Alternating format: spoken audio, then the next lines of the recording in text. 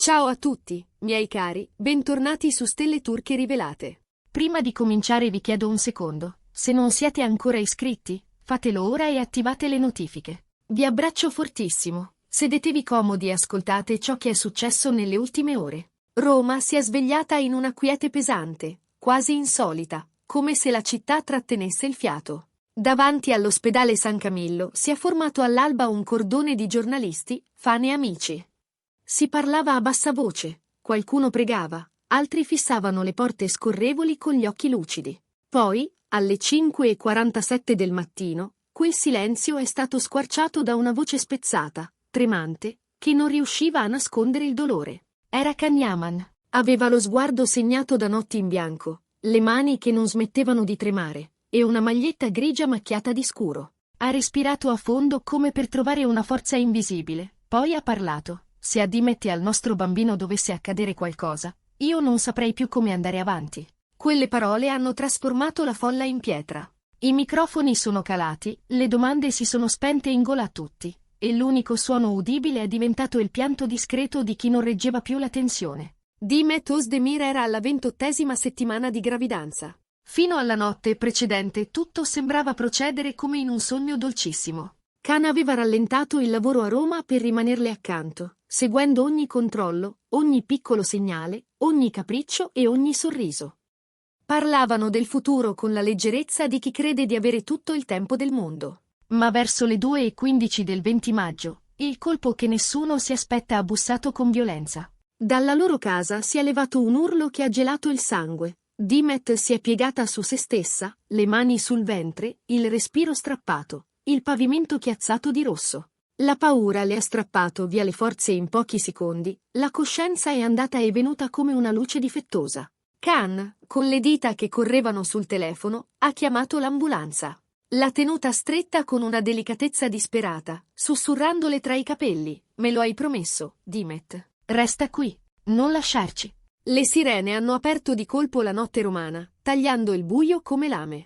Il tragitto verso il San Camillo è stato un lunghissimo attimo sospeso, con Can seduto accanto alla barella, le mani sporche di sangue, la mente invasa da immagini che non voleva pensare. Continuava a ripeterle il suo nome, una preghiera, una ancora. Appena arrivati, una squadra di medici ha preso in carico Dimet e l'ha portata d'urgenza in sala operatoria. I parametri del piccolo crollavano, l'ossigeno non bastava più. Il tempo si è trasformato in un nemico. Un chirurgo ha pronunciato 2 parole che nessuno vorrebbe sentire di notte: parto cesareo d'emergenza. In quel vortice di camici e luci, la voce di Can ha rotto l'aria. No, vi prego. È troppo presto. Non portatemeli via.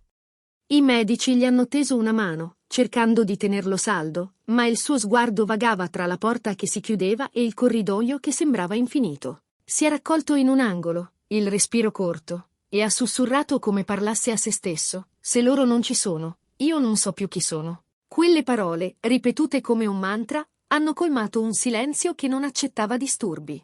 Alle 5:47, quando il team medico ha varcato definitivamente le porte della sala operatoria per il momento cruciale, Can è uscito un attimo a incontrare l'onda di telecamere e taccuini. Aveva il volto grigio, gli occhi vuoti, il passo incerto. Ha stretto i pugni, ha alzato lo sguardo e ha parlato piano. Dimet è la mia ragione. La nostra creatura è il miracolo che aspettavamo. In questo momento Dimet sta lottando per vivere. Se dovessi perderli, vivere non avrebbe senso per me. Non c'era enfasi, solo verità nuda. E per tutti è stato come sentire un vetro che si incrina. Dentro, tra le luci fredde, si combatteva un'altra battaglia. Durante l'intervento il cuore di Dimet si è fermato. 40 lunghissimi secondi senza battito. 40 secondi in cui ogni sguardo in sala si è trasformato in una supplica.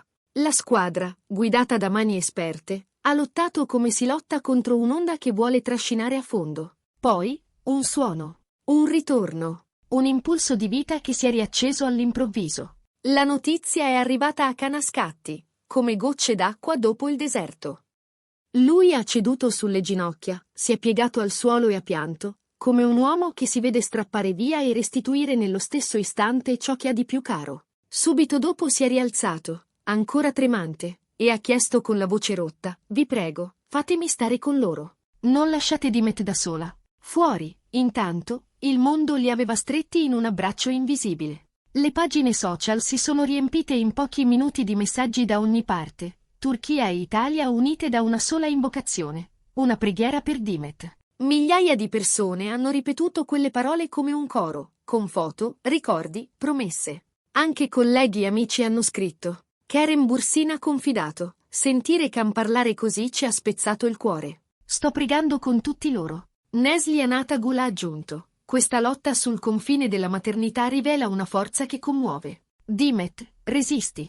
Engin Akurek ha scritto. Conosciamo la tempra di Dimet. Lei e il piccolo torneranno a noi. Erano messaggi semplici, ma il loro effetto era potente. Tenere aperta una finestra di speranza quando la notte sembra non voler finire. 3 ore. 3 lunghissime ore in cui Can ha contato i secondi a uno, ha camminato avanti e indietro, ha guardato il telefono senza leggere nulla, ha immaginato la stanza che non poteva vedere. Finché una porta si è aperta, e una voce ha sussurrato le parole che cambiano la vita. Il bambino respira. È piccolo, fragile, le sue piccole spalle ancora non sanno reggere il mondo, i polmoni hanno bisogno d'aiuto. Ma è vivo! Lo hanno portato subito in incubatrice. Lo stesso sguardo che poco prima tremava si è acceso di un calore incredulo. Lo hanno informato anche di Dimet, condizioni critiche, ma stabili. Il peggio, forse, aveva cominciato a cedere terreno. Can è tornato a parlare con la stampa, la voce ancora incrinata ma più ferma. Nostro figlio è qui. Dimet è qui. Non è finita, ma non siamo soli. Vi chiedo di continuare a mandarci forza. Se loro respirano, io respiro. Poi, mentre i medici stabilizzavano il piccolo, è entrato nella neonatologia. Si è avvicinato all'incubatrice con un rispetto quasi religioso, come se avesse paura di spezzare quel filo sottile che lo legava a suo figlio. Ha sfiorato il vetro con le dita e ha parlato piano, come si parla un segreto. Il tuo nome è Umut. Perché tua madre ti ha aspettato con ogni suo battito. Cresceremo insieme, senza mai lasciarci la mano. Era una promessa che suonava antica, ma nuova come una prima alba. Le ore successive sono state un mosaico di piccoli gesti. Ogni mattina, Can entra nel reparto di terapia intensiva dove Dimet riposa e le legge qualche riga di una poesia che lei ama. Le sfiora la fronte, le racconta come stanno andando le cose, le descrive il bambino, immaginandosi un sorriso sotto quelle palpebre. Poi passa da Umut.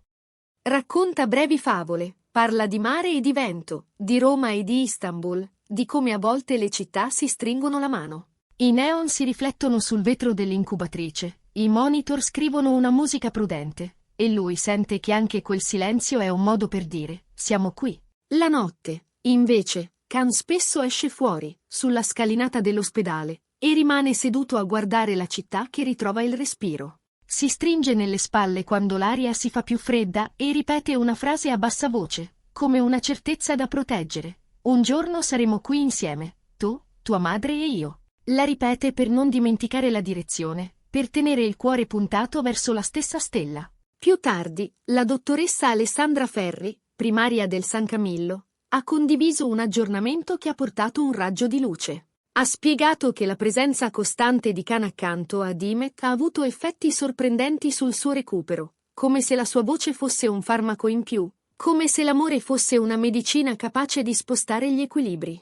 Ha aggiunto che ogni giorno il piccolo fa un passo avanti, che i polmoni cominciano a trovare un ritmo, che il rischio più grande per Dimet si è in gran parte ridotto. Non sono parole definitive, ma quando sei in tempesta impari a riconoscere il valore di ogni barlume. Questa storia non è solo paura. Dentro c'è tutto. Una promessa, un tremito, la testardaggine della speranza, l'umiltà della preghiera, la forza di 2 cuori che rifiutano di arrendersi. Can ha detto una frase che Chiara difficilmente dimenticherà. Se la loro luce si spegnesse, anche la mia svanirebbe. Parole che restano, perché non nascono per farsi ricordare, ma perché sono vere quando vengono pronunciate. La mattina dopo, i corridoi hanno avuto un suono diverso. Can si è fermato più a lungo accanto a Dimet. Le ha raccontato che le persone fuori hanno continuato a fare il tifo, che ogni giorno arrivano fiori, lettere, disegni, e che alcune mamme gli hanno scritto storie simili alla loro, per dirgli che si può attraversare l'impossibile. Le ha promesso che quando sarà pronta torneranno a camminare per il Lungotevere, quel loro posto segreto dove, settimane prima, avevano deciso il nome del bambino. Umut. Un filo tra 2 mondi. Una parola che porta dentro la voglia di domani. Intanto, nel reparto neonatale, Khan ha cominciato a riconoscere ogni suono, ogni mutamento, ogni respiro del piccolo. Quando un bip accelerava, il suo sguardo correva a cercare un medico. Quando rallentava, lui si concedeva un respiro più pieno. Ha imparato a parlare con i neonatologi, a chiedere con delicatezza, a ringraziare per ogni spiegazione. Ogni contatto, anche attraverso un guanto, gli sembrava un abbraccio. E quella sensazione che prima faceva paura, l'idea della fragilità, ha iniziato a prendere la forma di una forza nuova. Fuori dall'ospedale, Roma ha continuato a offrire una scenografia in cui ogni scena sembrava farsi eco con ciò che accadeva dentro. Il primo sole sulle facciate antiche, il rumore dei passi, il profumo del caffè che si mescola alla pioggia leggera. C'era un'umanità raccolta, una comunità che a modo suo stava imparando un rito, attendere insieme. E da Istanbul arrivavano messaggi in turco, fotografie di candele accese sui davanzali, promesse sottovoce. La distanza si riduce quando il dolore è condiviso. Nel tardo pomeriggio, Khan ha fatto un'altra breve dichiarazione. Ha detto che Dimet aveva stretto la sua mano per un istante, che Umut aveva respirato con più sicurezza rispetto al giorno prima, e che ogni singolo miglioramento era una montagna scalata. Ha ringraziato i medici, gli infermieri, e tutte le persone che non conosce ma sente vicine. Poi ha chiesto, ancora, di non smettere di credere. Non ho altro da offrire se non la mia gratitudine e la mia promessa. Continuerò a essere qui, ogni ora, fino a quando non potrò portarli a casa. In serata, il reparto si è fatto più quieto. Khan ha ripetuto il suo rituale, poesia per Dimet, favola per Umut. Ha lasciato che le parole fossero un ponte. Ha raccontato al piccolo la stessa storia di prima, ma con un finale diverso, non più un castello che si dissolve, ma un porto sicuro, con luci accese ad aspettarli. E nella fantasia ha messo i dettagli reali, la voce di Dimet quando ride, la sua mano che balla nell'aria quando pensa, il loro modo unico di camminare alla stessa velocità. La dottoressa Ferri, più tardi, ha aggiunto un dettaglio prezioso al quadro clinico.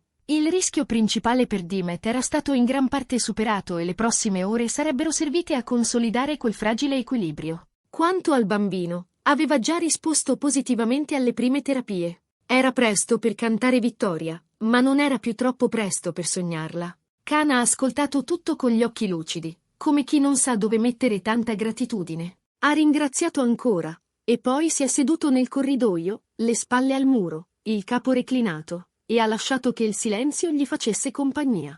Questa storia, che ha toccato milioni di persone, non è nata per essere raccontata, eppure ora è diventata la forza di tanti.